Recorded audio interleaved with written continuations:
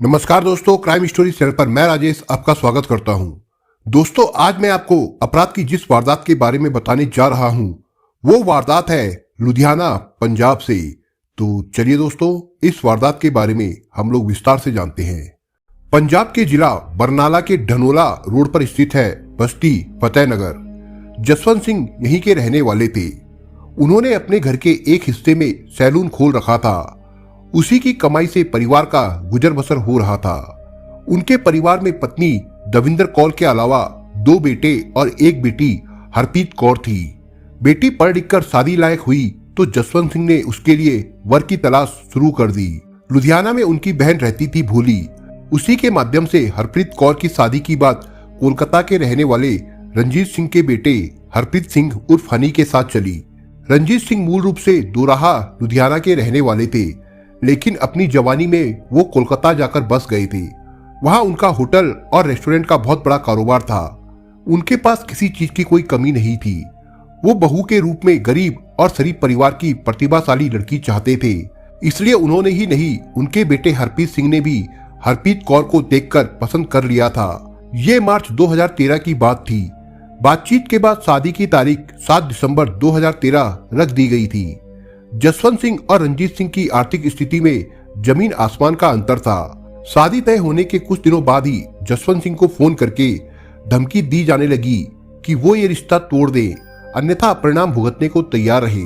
जसवंत सिंह ने ये बात रंजीत सिंह को बताई तो उन्होंने कहा, कुछ लोगों से हमारी रंजिश है, शायद वही फोन करके आपको धमका रहे हैं, लेकिन आपको चिंता करने की कोई जरूरत नहीं है।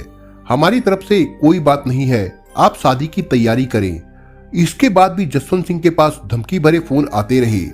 कुछ अनजान युवकों ने बरनाला स्थित उनके घर आकर भी शादी तोड़ने को कहा, लेकिन जसवंत सिंह परवाह किए बगैर बेटी की शादी की तैयारी करते रहे। शादी की तारीख नजदीक आ गई तो जसवंत सिंह परिवार सहित लुधियाना के जनता नगर की गली नंबर 16 में रहने वाले अपने रिश्तेदार राजिंदर सिंह बगा के घर आ गए।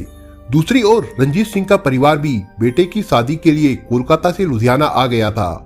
विवाह के लिए उन्होंने पर्वोवाल रोड स्थित शहर का सबसे महंगा रिजॉर्ट बुक करा रखा था। 7 दिसंबर 2013 को शादी वाले दिन हरप्रीत कौर अपनी मां, पिता और 2 सहेलियों के साथ सजने के लिए सुबह 7 बजे कार से सराबा नगर स्थित लैक्मे ब्यूटी सैलून पहुंची। माता पिता बाहर कार में ही बैठे रहे, जबकि हरप्रीत सहेलियों के साथ सैलून में चली गई।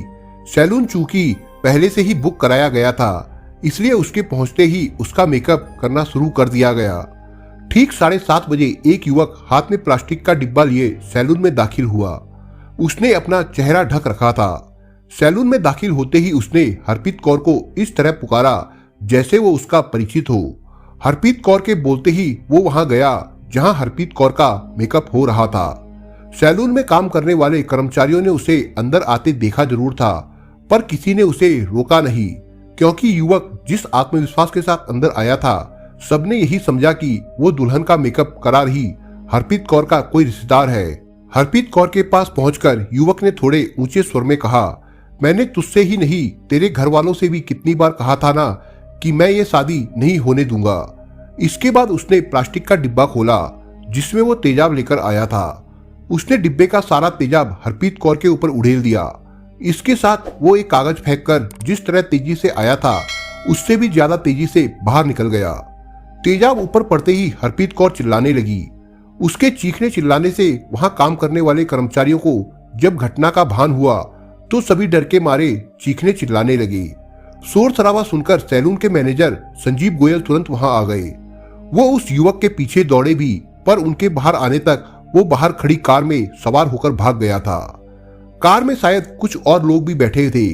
हरप्रीत कौर के अलावा उसके बगल वाली सीट पर मेकअप करवा रही अमृतपाल कौर तथा 2 ब्यूटिशियनों पर भी तेजाब पड़ गया था। हरप्रीत कौर की हालत सबसे ज्यादा खराब थी। मैनेजर संजीव गोयल ने थाना सराबा नगर पुलिस को घटना की सूचना देने के साथ हरप्रीत कौर सहित सभी घायलों को डीएमसी अस्पताल भिजवाया। प्राथमिक उपचार के बाद अन्य सभी घायलों को तो छुट्टी दे दी गई थी, लेकिन हरप्रीत कौर का पूरा चेहरा एवं छाती बुरी तरह से जल गई थी, इसलिए उसे अस्पताल में भर्ती करा दिया गया था। मैनेजर संजीव गोयल, मेकअप करवाने वाली अमृतपाल कौर, 2 ब्यूटिशियनों के अलावा हरप्रीत कौर के माता पिता इस घटना के चश्मदीद थे। हरप्रीत कौर के पिता जसवंत सिंह की ओर से थाना सरावा नगर में इस तेजाब कांड का मुकदमा दर्ज हुआ। घटना स्थल के निरीक्षण में इंस्पेक्टर हरपाल सिंह को सैलून से युवक द्वारा फेंका गया कागज मिला तो पता चला कि वो प्रेम पत्र था। उन्होंने सैलून के अंदर और बाहर लगे सीसीटीवी कैमरों की फुटेज कब्जे में ले ली थी। बाद में जांच में पता चला कि युवक ने सैलून में जो प्रेम पत्र फेंका था वो पुलिस की जांच को गुमराह करने के लिए फेंका था। हरप्रीत कौर का किसी से कोई प्रेम संबंध नहीं था। जब स्पष्ट हो गया कि मामला प्रेम संबंध का या एक तरफा प्रेम का नहीं था तो पुलिस सोच में पड़ गई कि आखिर दुल्हन पर तेजाब क्यों फेंका गया, वो भी फेरों से मात्र 1 घंटे पहले। ये बात मामले की जांच कर रहे हरपाल सिंह की समझ में नहीं आ रही थी। हरप्रीत कौर बयान देने की स्थिति में नहीं थी। तेजाब पड़ने के बाद वो बेहोश हुई तो फिर होश में नहीं आई। उसकी हालत दिनों दिन नाजुक ही होती जा रही थी। जब डीएमसी अस्पताल के डॉक्टरों ने हरप्रीत कौर के इलाज से हाथ खड़े कर दिए तो लुधियाना के तत्कालीन पुलिस कमिश्नर निर्मल सिंह ढिल्लों और इंस्पेक्टर हरपाल सिंह ने खुद और कुछ पुलिस फंड से मदद करके इलाज के लिए दिसंबर 2013 को विशेष विमान द्वारा उसे मुंबई भिजवाया। इंस्पेक्टर हरपाल सिंह ने रंजीत सिंह और उनके बेटे हरप्रीत सिंह, जिससे हरप्रीत कौर की शादी हो रही थी, दोनों लोगों से विस्तार से पूछताछ करते हुए उनकी पारिवारिक पृष्ठभूमि के बारे में गहराई से छानबीन की तो आखिर पूरा मामला उनकी समझ में आ गया। इसके बाद अपने अधिकारियों से राय मशवरा करके उन्होंने सब इंस्पेक्टर मंजीत सिंह को साथ लेकर एक पुलिस टीम बनाई और पटियाला के रंजीत नगर स्थित एक कोठी पर छापा मारा। उनके छापा मारने पर भागने के लिए एक युवक कोठी की छत से कूदा, जिससे उसकी टांग भी टूट गई और वो पकड़ा गया। उसका नाम पलविंदर सिंह उर्फ पवन था। पुलिस ने उसे गिरफ्तार कर लिया। उसके अलावा 30-32 साल की एक महिला को गिरफ्तार किया गया, जिसका नाम अमृतपाल कौर था। दोनों को क्राइम ब्रांच ऑफिस लाकर पूछताछ की गई तो पता चला कि इस तेजाब कांड की मुख्य अभियुक्ता अमृतपाल कौर थी, जो हरप्रीत सिंह की भाभी थी। उसका हरप्रीत सिंह के भाई के साथ तलाक हो चुका था। उसी ने अपने ससुर रंजीत सिंह और उनके घर वालों से बदला लेने के लिए हरप्रीत कौर पर तेजाब डलवाया था। अमृतपाल कौर से पूछताछ में इस तेजाब कांड की जो कहानी प्रकाश में आई वो बेहद चौंकाने वाली थी। अमृतपाल कौर उर्फ डिम्पी उर्फ हनी उर्फ परी लुधियाना के दुगड़ी के रहने वाले सोहन सिंह की बेटी थी। आधुनिक विचारों वाली अमृतपाल कौर अपनी मर्जी से जिंदगी जीने में विश्वास करती थी, जिससे उसकी तमाम लड़कों से दोस्ती हो गई थी। जिद्दी और झगड़ालू स्वभाव की होने की वजह से माँ बाप भी उसे नहीं रोक पाए। सन 2003 में रंजीत सिंह के बड़े बेटे तरनजीत सिंह से अमृतपाल कौर का विवाह हो गया तो वो कोलकाता आ गई थी। ससुराल आकर जब उसे पता चला कि तरनजीत सिंह नपुंसक है तो वो सन्न रह गई। पति का साथ न मिलने की वजह से वो चिड़चिड़ी हो गई। इसके बाद घर में कलेश शुरू हो गया। बात बात पर अमृतपाल कौर ससुर और पति को ताने देने लगी। धीरे धीरे वो परिवार पर हावी होती गई। शारीरिक कमजोरी और समाज में बदनामी के डर से तरनजीत सिंह ही नहीं, घर का कोई भी सदस्य उसके सामने कुछ नहीं कह पाता था। इस कलेश से बचने के लिए तरनजीत सिंह अमृतपाल कौर को लेकर विदेश चला गया, जहां उसने जुड़वा बेटों अनंत और मिरर को जन्म दिया। बच्चों के जन्म के बाद दोनों कोलकाता आ गए। विदेश से लौटने के बाद घर में कलेश कम होने के बजाय इतना बढ़ गया कि अमृतपाल कौर ने दोनों बेटों को पति को सौंपकर उससे तलाक ले लिया। इस तलाक में अमृतपाल कौर ने 70 लाख रुपए नकद और लुधियाना के दोहरा में एक फ्लैट लिया था। तलाक के बाद अमृतपाल कौर पूरी तरह से आजाद हो गई। पैसों की उसके पास कोई कमी नहीं थी।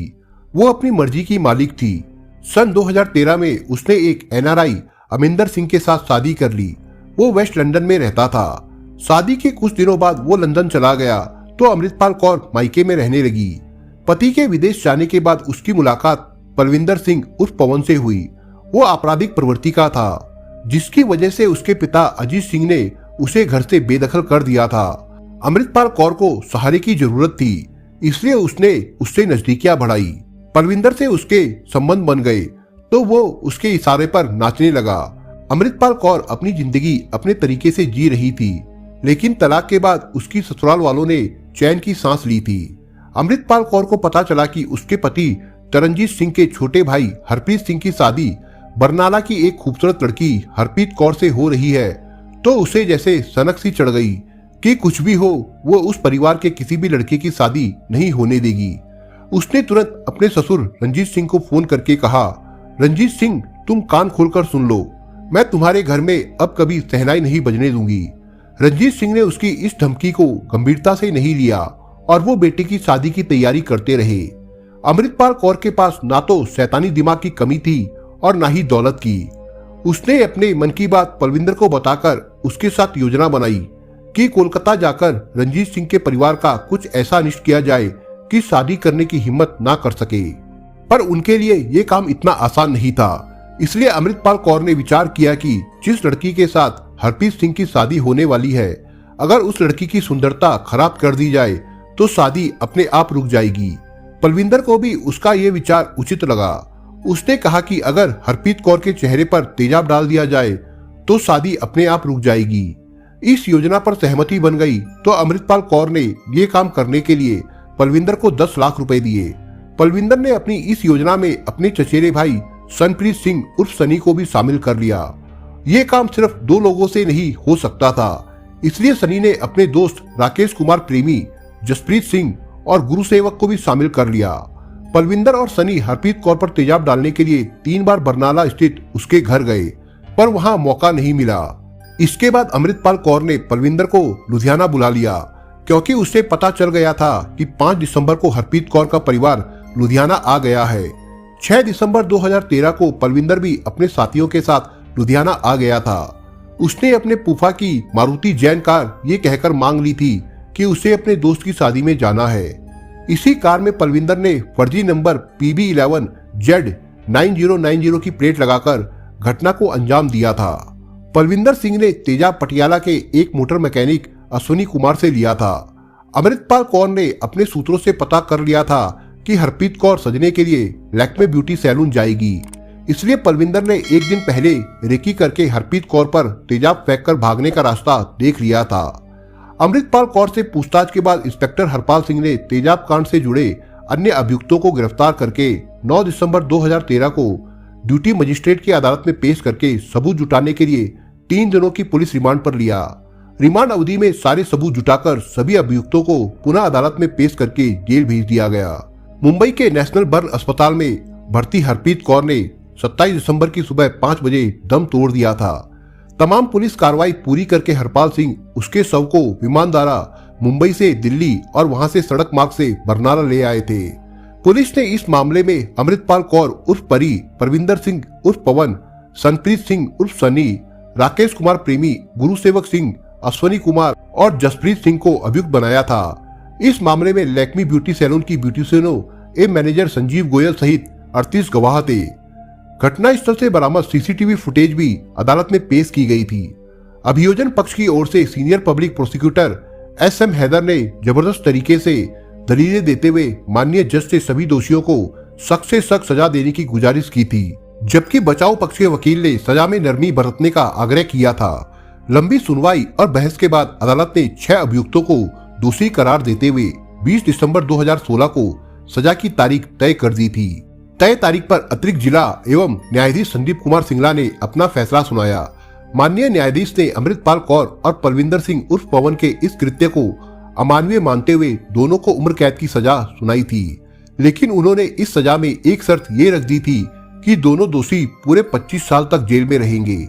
इसके अलावा उन पर 9,60,000 रुपए का जुर्माना भी लगाया गया था। जुर्माने की इस राशि से 6 लाख रुपए मृतका हरप्रीत कौर के घर वालों को दिए जाएंगे। 1 लाख रुपए ब्यूटी पार्लर में घायल अमृतपाल कौर को तथा 50,000 रुपए ब्यूटी पार्लर की घायल दोनों ब्यूटीशियनों को दिए जाएंगे। इस तेजाब कांड में शामिल अन्य अभियुक्तों सनप्रीत सिंह उर्फ सनी, राकेश कुमार, गुरुसेवक सिंह और जसप्रीत सिंह को भी दोषी करार देते हुए अदालत ने इन्हें उम्र कैद की सजा के साथ 1.25 लाख रुपए का जुर्माने की सजा सुनाई थी। अभियुक्त अश्विनी कुमार को सबूतों के अभाव में दोष मुक्त कर दिया गया था। इन अभियुक्तों की वजह से एक बेकसूर को उस समय मौत के मुंह में जाना पड़ा जब वो अपने जीवन के हसीन पल जीने जा रही थी, इसलिए इन्हें जो सजा मिली शायद वो कम ही कही जाएगी। दोस्तों, आप अगर चैनल पर नए हो तो आप चैनल को सब्सक्राइब करने के साथ कमेंट बॉक्स में इस कहानी के बारे में अपने विचार जरूर लिखिएगा। मिलता हूं एक नई कहानी के साथ, तब तक के लिए अपना ख्याल रखिएगा। धन्यवाद।